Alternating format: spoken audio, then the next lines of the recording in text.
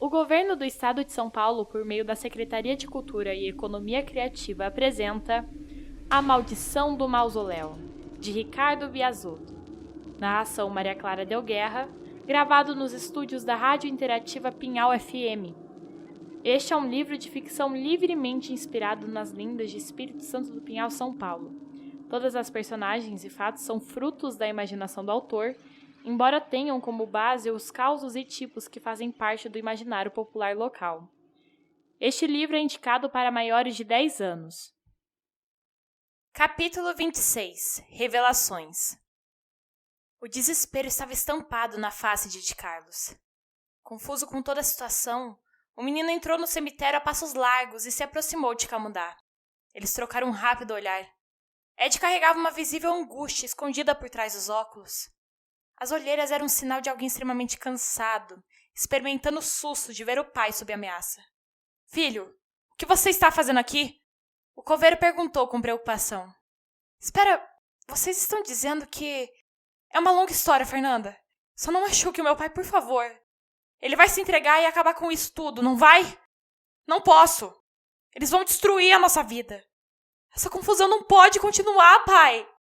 Embora estivesse disposto a qualquer coisa para esclarecer a verdade, Camundá compreendia o sentimento do colega. Também temia perder as pessoas especiais da sua vida, afinal. Por mais que o coveiro fosse um assassino cruel, ainda era o pai de Ed e ele tinha a obrigação de tentar protegê-lo. Pai, por favor, faça isso por mim. Me perdoa, filho. Me perdoa. Ao pedir perdão ao filho, o coveiro relaxou os ombros e enfim rendeu-se. Com pressa, Ed correu até ele e se entregou a um abraço apertado. Os dois caíram aos prantos, de joelhos no chão.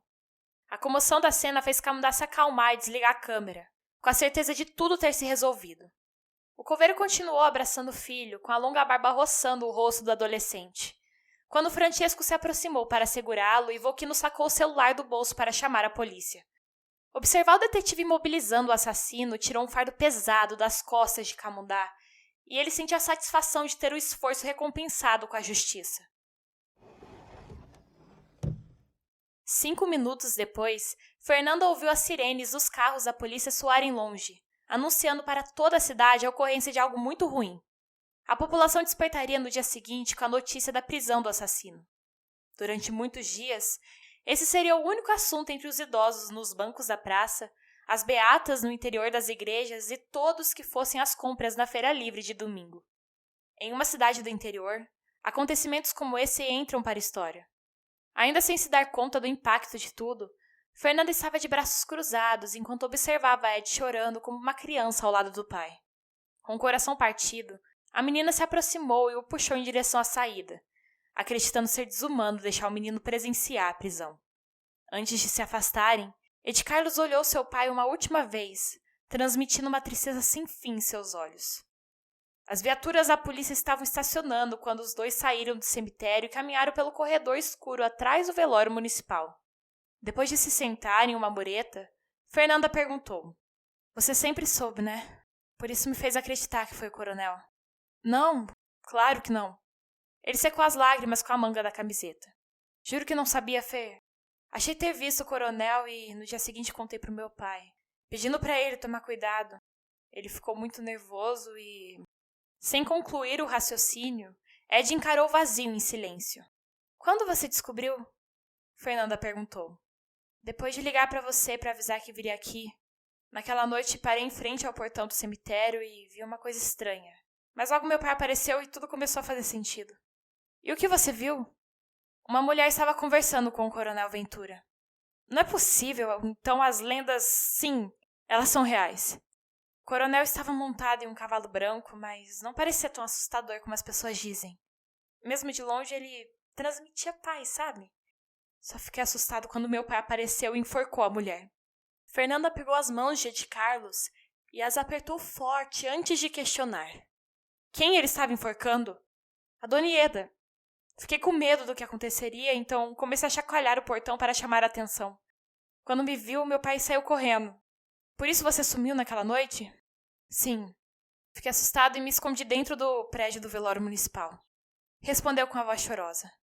A porta sempre fica encostada, mesmo quando está vazio. Fernanda tentava encaixar as peças do quebra-cabeça para ao menos tentar entender o motivo de tudo. Ainda existiam muitas perguntas sem respostas.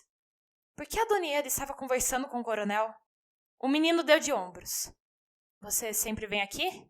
Nem em sonhos imaginaria você aparecendo hoje.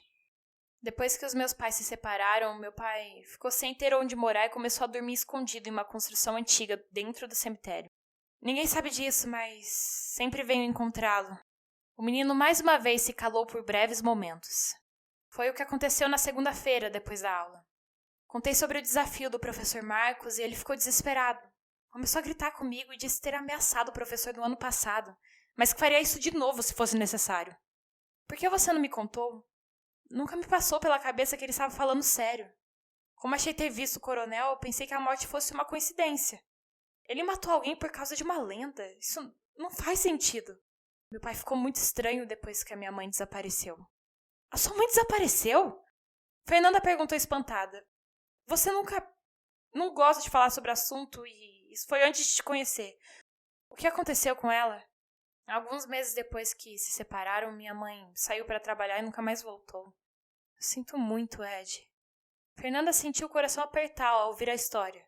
Depois de passar tantos anos sem entender o porquê de ter sido abandonada pela mãe, ela sentia empatia pelo colega e a única reação que teve foi abraçá-lo para tentar de alguma forma consolar a sua dor.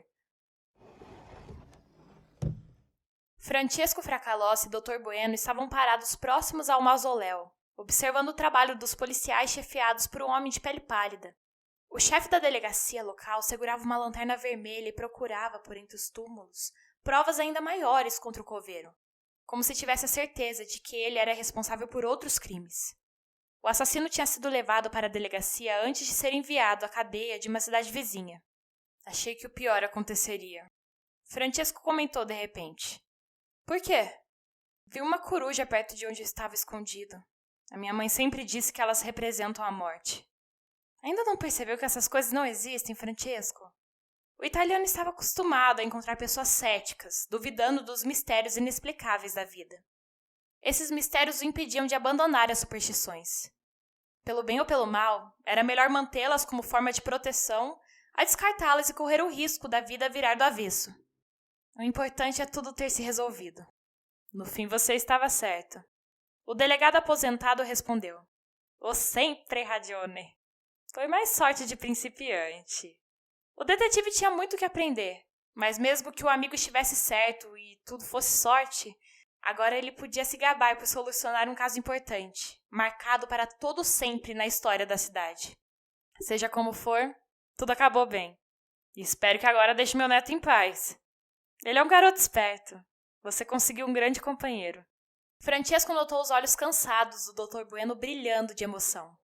João Antônio apronta todas. Mas foi um grande presente. Desde a morte da minha esposa, eu não me sentia tão feliz como nos últimos dias. Então aproveita bastante, porque o casalzinho não vai demorar a se assumir. Aí você já viu. Francesco apontou para longe, observando Fernanda próxima do menino e com um sorriso farto no rosto. Mas eles são tão novos. Os tempos são outros, doutore. Os tempos são outros. Camundá ainda era muito jovem, mas as últimas horas o deixaram entusiasmado. Observar a movimentação dos policiais despertou nele o desejo de seguir os passos do avô como delegado, transformando a monotonia do cotidiano em aventuras e confusões inesquecíveis. Com os pensamentos perdidos do futuro, ele mal notou quando Fernanda se aproximou e quis saber. Você já perdeu o medo de ficar em um cemitério? Nunca tive esse medo. Respondeu no susto. Ah, claro, acredito. Ela tinha um largo sorriso no rosto. Tá bom, você venceu. Mas depois de se acostumar não é tão assustador. Assustador mesmo foi o que o Ed me contou. Sem esperar por uma reação de Camundá, a garota revelou como foi a conversa com o colega, esclarecendo algumas dúvidas que ainda cercavam a misteriosa morte. Essa história não me convence, comentou ao fim das revelações. Como ele não reconheceu o próprio pai? Acho que o Ed sempre soube e está mentindo por vergonha. Mas será que nunca saberemos o verdadeiro motivo do crime? Dessa vez a polícia vai encontrar a verdade. Aliás, cadê o Ed Carlos? Foi embora para a casa dos avós. Ah, a resposta monossilábica de Camundá deixou um silêncio estranho entre eles. Porém, a quietude logo se quebrou com a voz mansa da menina. Quero começar a postar vídeos na internet. Gostei da nossa experiência. Pronto, agora ela vai virar youtuber. Não vou ser uma youtuber qualquer? Não? Vou caçar fantasmas. Que loucura é essa, Fernanda? Já pensou em sair por aí procurando lugares mal assombrados? Essas coisas não existem. Você topa participar disso comigo? Ela ignorou o ceticismo do menino. Melhor não. Ah, vamos, por favor. Não me deixa sozinha nessa. O que eu ganho com isso? Mais uma ótima história para contar no futuro. Vamos, por favor. Por favor. Tem escolha? Fernanda balançou a cabeça. Foi o que pensei. Então você aceita? Aceito, né? Não tenho nada a perder mesmo. Demonstrando uma empolgação incomum, Fernanda estendeu o braço para o alto, esperando o amigo bater na palma da sua mão para selar a futura parceria entre eles. Quando bateram as mãos, os dois trocaram um sorriso de felicidade por tudo ter terminado bem e pelo início de um novo capítulo da amizade entre eles.